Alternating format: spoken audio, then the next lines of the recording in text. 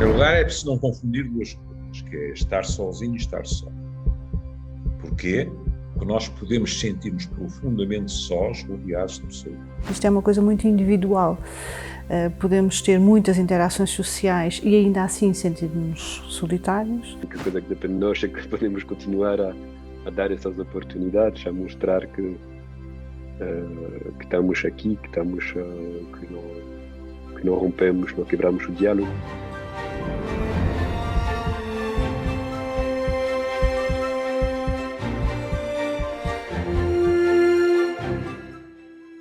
Imaginemos uma condição que nos torna mais irritáveis, tristes, autocentrados e que está associada a um aumento de 26% do risco de morte prematura e perda significativa de qualidade de vida. Imaginemos que 1/3 das pessoas é afetada e que essa proporção está a aumentar. O nosso salário, educação ou género não nos protegem desta condição e ela pode ser considerada contagiosa. Qualquer um de nós pode ser afetado. Esta condição existe e chama-se solidão. O que é a solidão? De vez em quando, todos nos sentimos sozinhos. A experiência da solidão é diferente para cada um de nós, mas todos já a sentimos e geralmente é algo desagradável que nos faz desejar contacto social com os outros e intimidade. Mas é algo muito pessoal, ou seja, se calhar de fora não conseguimos identificar necessariamente as pessoas que podem sentir solidão ou não. Isto porquê? Porque tem a ver, por um lado, com a quantidade de interações sociais que nós temos e a qualidade delas, mas não é a qualidade nem a quantidade vistas de fora, mas sim aquelas que para mim são suficientes. Os sentimentos de solidão instalam-se quando existe uma discrepância entre o que desejamos e o que realmente obtemos das relações sociais. Isto é uma coisa muito individual. Podemos ter muitas interações sociais e ainda assim sentir-nos solitários. E podemos ter poucas, mas se essa quantidade, isto pouco ou muito é sempre muito relativo, não é? Mas se essas poucas forem as que eu desejo e com a qualidade que eu desejo, então isso será suficiente para eu não me sentir só.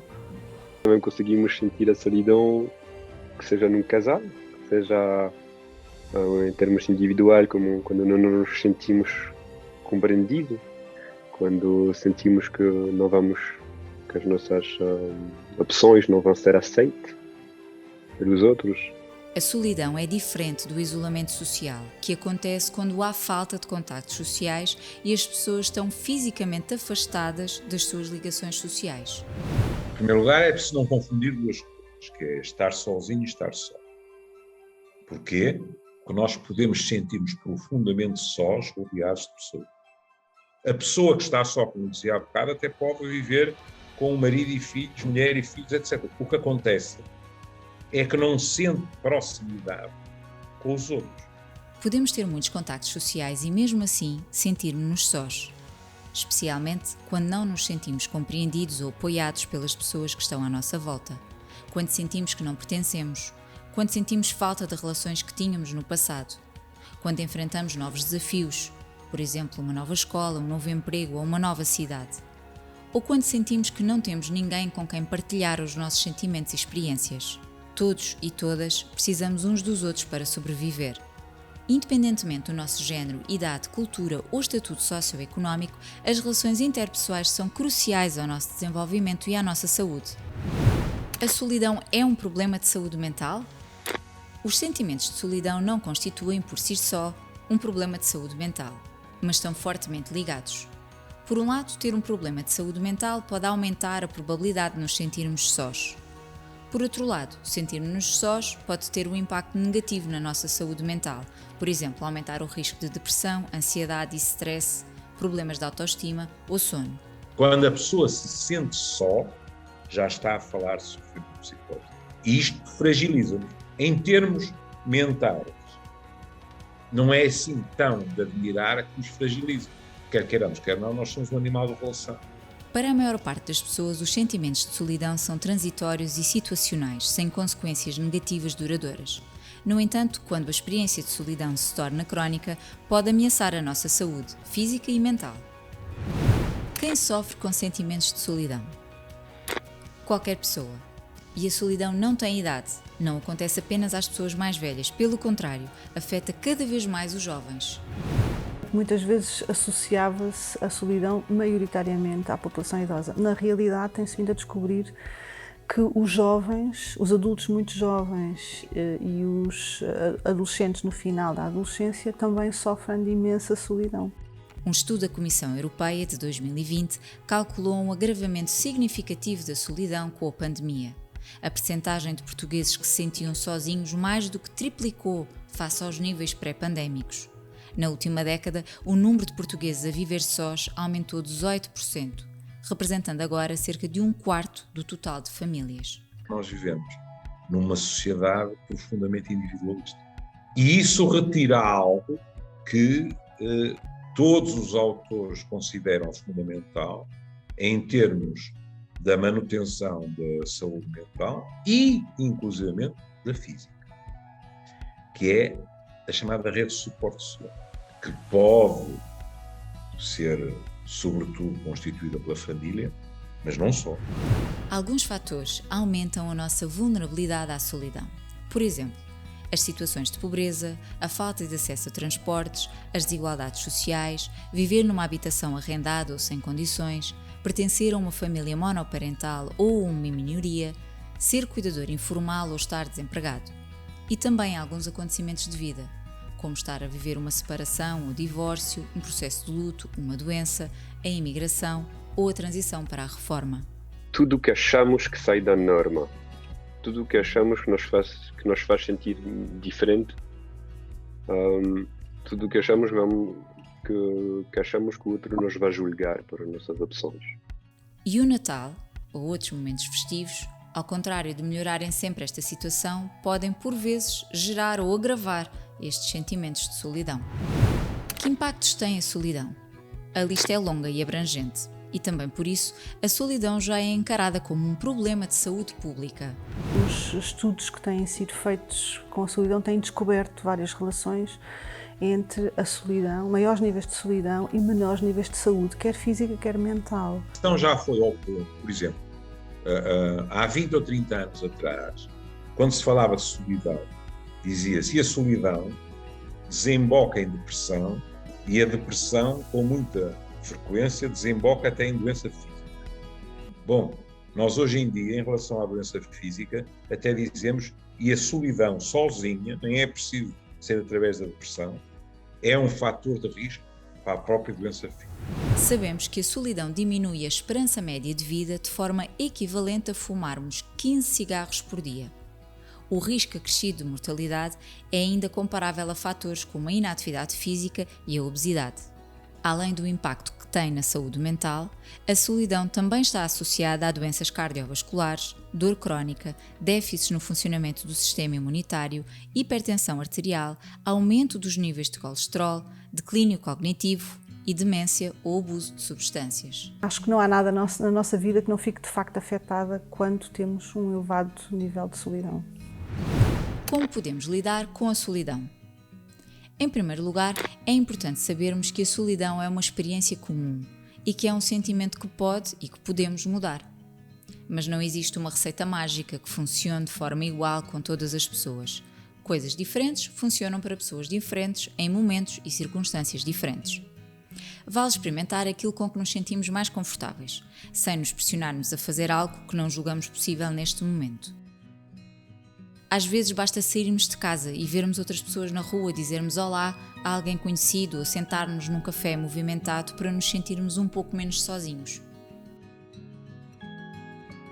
Tomar a iniciativa de estabelecer contacto com outras pessoas que já conhecemos. Por exemplo, ligar ou enviar uma mensagem a um amigo ou familiar pode ajudar-nos a lembrar que se calhar até já existem pessoas na nossa vida disponíveis para nos apoiar. Se a solidão assenta na qualidade e na quantidade adequada de relações ou de interações sociais, então podemos ter um papel ativo na procura dessas relações, não é? Portanto, implica esse passo de ir à procura das pessoas, dos espaços e dos temas que têm mais a ver connosco. Nem sempre é uma coisa fácil, não é? Implica arriscar. Conhecer pessoas novas pode parecer assustador ao início. E por isso podemos começar por dar pequenos passos. por exemplo, juntarmos a uma atividade online ou realizarmos uma atividade de grupo menos focada na interação, por exemplo, uma aula de desenho. Encontrar um grupo de pessoas que partilhe os nossos interesses ou fazer voluntariado também podem ser boas formas de conhecer pessoas novas e de melhorarmos a nossa saúde mental. Mas temos de ser pacientes e aceitar que pode levar algum tempo até nos sentirmos conectados com os outros ou parte de um grupo. Não fazer comparações. É quase inevitável comparar-nos com as pessoas à nossa volta, sobretudo nas redes sociais, e isso pode fazer-nos sentir sozinhos. É importante lembrar-nos que as aparências podem iludir-nos, que as pessoas só partilham o que querem partilhar e que não sabemos como é que se sentem quando não estão nas redes sociais. O número de amigos ou de seguidores não é certamente o mais relevante, mas sim a qualidade das relações que estabelecemos com pessoas importantes para nós, bem como a forma como nos sentimos importantes para essas pessoas. Aproveitar o tempo que passamos sozinhos. O tempo que passamos sozinhos pode ser uma oportunidade de desenvolvermos um hobby, aprender uma competência nova, ler um livro, ouvir música ou estar em contacto com a natureza. Investir no nosso autocuidado.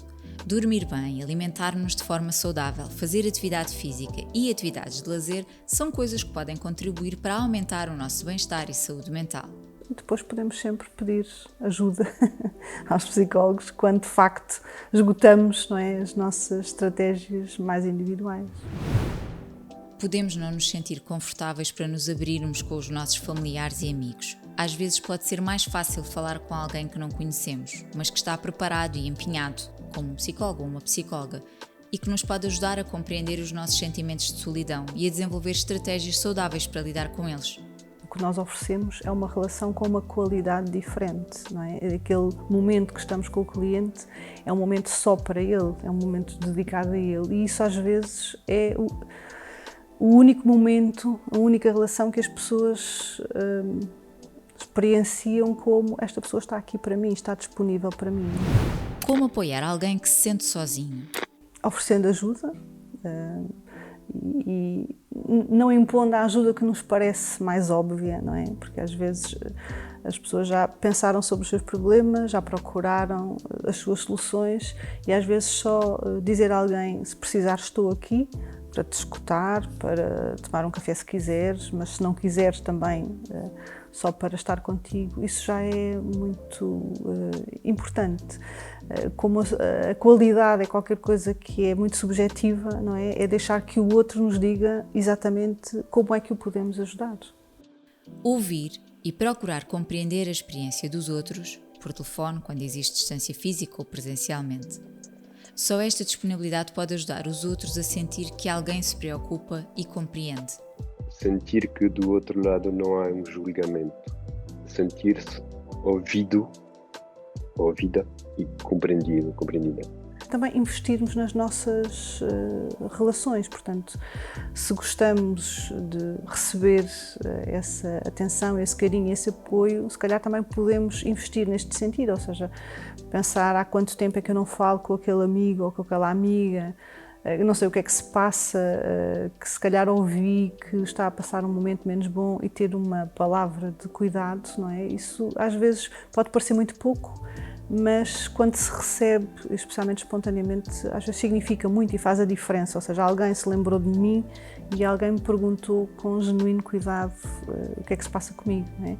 Convidar outras pessoas para partilhar atividades connosco, um café, um passeio, uma atividade cultural, ou acompanhá-los numa atividade que seja do seu interesse. É que depende de nós, é que podemos continuar a dar essas oportunidades, a mostrar que estamos aqui, que não rompemos, não quebramos o diálogo. Vale lembrar que muitas vezes os sentimentos de solidão são temporários e fazem parte de diferentes momentos da nossa vida. Quando os sentimentos de solidão se tornam crónicos ou são persistentes, podem estar associados a depressão, ansiedade ou a um risco aumentado de outros problemas de saúde. Por isso, se os sentimentos de solidão afetam a sua vida e o impedem de funcionar como habitualmente, procure ajuda. Um psicólogo ou psicóloga pode ajudar.